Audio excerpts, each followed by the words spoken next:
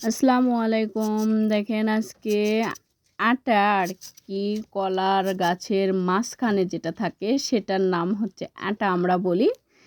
তো ওটা আজকে হলে কাটতেছি ইসলা মাছের শুটকি দিয়ে ভাজি করব জন্য।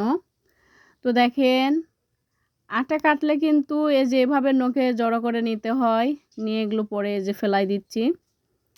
তো যাই হোক 2টা আলু দিছি সাথে, ধুয়ে নিলাম, একটু মশলা করার ছিল সেটা করে নিলাম। তারপরে দেখেন আস্তে আস্তে সব মশলাপাতি এগুলো সব দিয়ে নিলাম। তো আপনারা কি আটা এভাবে ভাজি খান কিনা জানাবেন কমেন্টে। তো আমি এভাবে আটা ভাজি খাই ইসলা মাছের শুটকি দিয়ে, অনেক ভালো লাগে।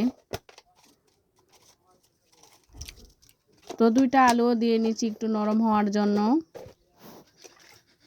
আপনারা চাইলে নাও দিতে পারেন, সমস্যা নাই। সব মশলা দিয়ে যে পানি দিয়ে নিলাম সেদ্ধ করে নেব জন্য। সেদ্ধ করে যে নেওয়া হয়ে গেছে। তো দেখেন এখন আমি তেলানি দিব একটু জিরা দিয়ে,